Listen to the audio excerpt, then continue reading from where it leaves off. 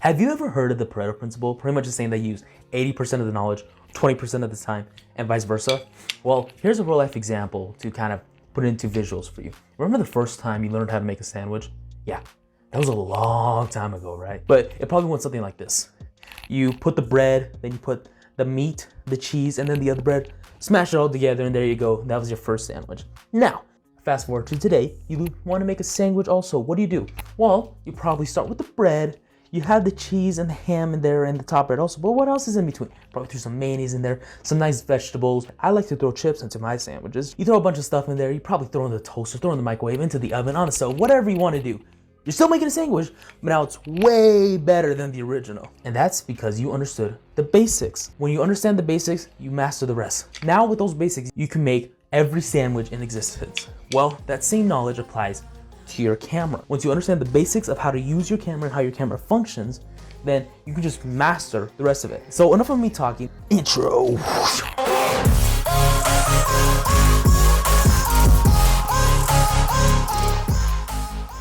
All right, first things first, there's 4 main components to your sandwich. Well, what does each one of those components represent?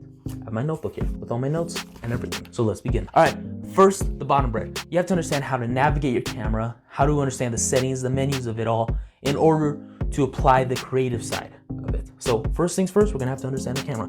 Next is the exposure triangle, ISO, aperture, shutter speed. If that didn't make any sense to you, don't worry, because it will. Then you got the cheese, which is your focus. It doesn't matter if you have all the settings dialed in. If the picture isn't in focus, then done with the entire picture. So focus is very important.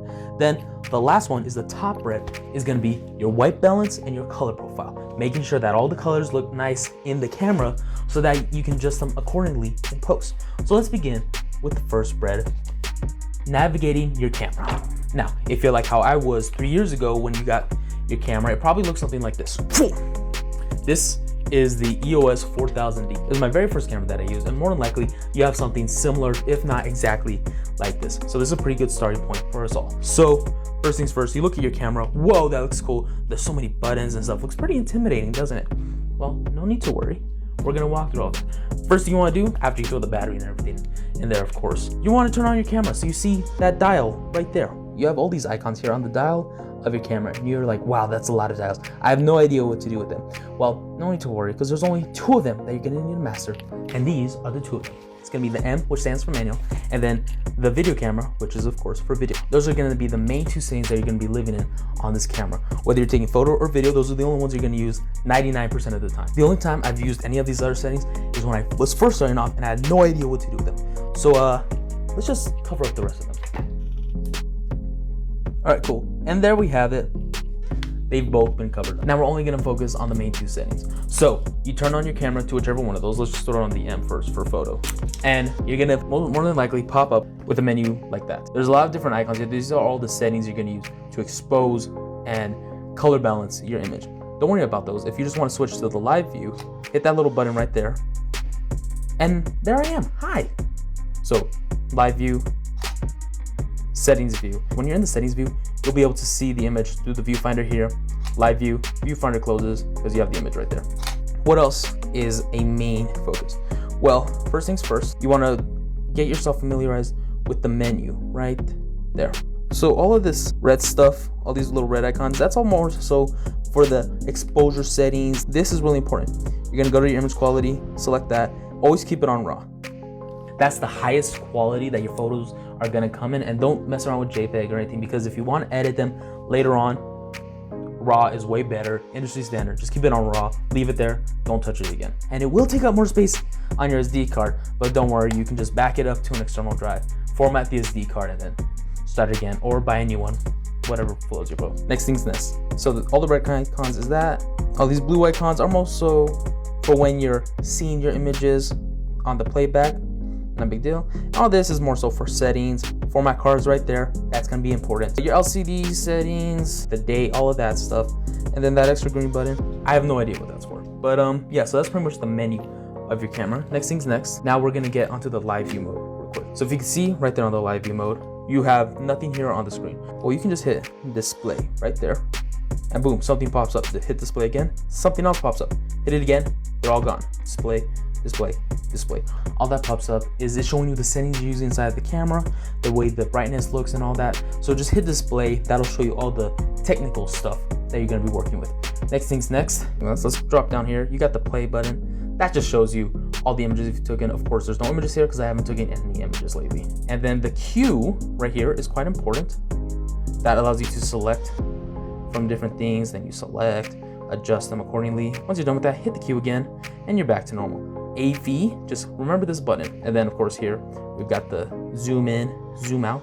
That says if you want to manually focus, you can see your image in greater detail. Yeah, that's pretty much the gist of it as far as it goes into navigating your camera on the photo side. Let's jump over to the video side. So we're in video, it looks exactly the same, except for one major difference. Okay, if we go to these side settings right there, you'll see one that has this like weird frame rate thing. That's the way your video is gonna be recorded. So that's 30 frames per second, 24 frames per second, 60 frames per second, so on and so forth.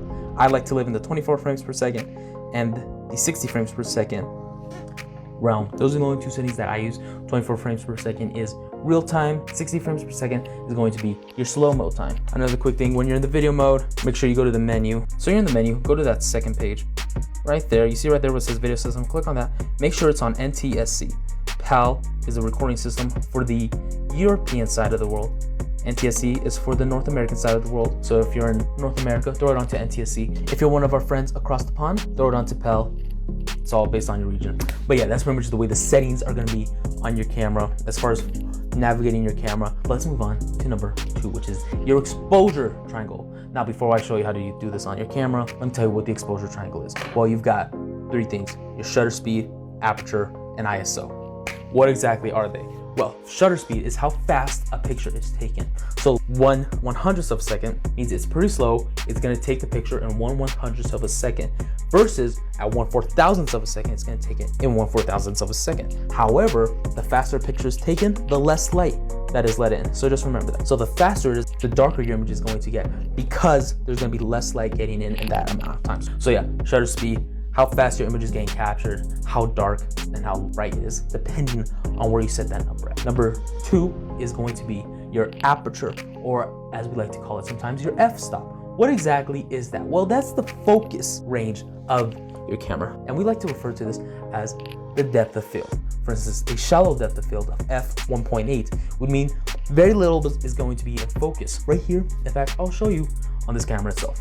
See how now a lot of the background got more fuzzy and only me is in focus? In fact, you can even see now my ears are trying to go out of focus. That's because I dropped it to a lower f-stop, 1.8. And you might also see, wait, the picture got brighter, because the lower your f-stop is, the brighter the image gets, but also the less is in focus. That allows you to get the really nice depth of field, the nice blurriness, we call it bokeh in the background. You want to be careful when it gets too shallow, or else you might not be able to focus on a lot of stuff. Lower f-stop, shallower depth of field, less stuff is in focus, and the brighter it is. Now let's drop it to a really high number, like a f7. Let's just see if that works. Okay, boom, there you have it.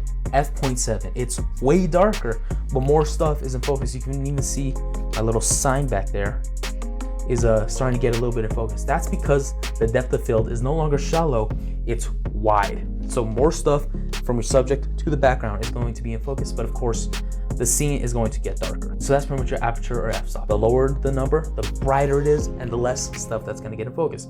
The bigger the number, the darker it is, but the more stuff that's in focus. So you get to play with that accordingly. Let's go back to normal. Okay, back to normal. So that was f-stop. Now let's talk about ISO. And the best way I can just put this is ISO is the fake light in your camera. The lower the number, the less fake light there is. The higher the number, the more fake light there is. Now you might be saying, oh cool, I'm just gonna throw it all the way up. I love light. But before you go doing that, let me explain why you shouldn't do that. For instance, right now we're at 100 ISO. Let me just raise that up to, let's try 400. Whoa, way brighter, but starting to get blown out and stuff. Let's lower the light a little bit. See, the image is starting to look good, but I want you to look sort of in these black spots, okay? Now we're gonna raise this up to 800. See, look at these black spots.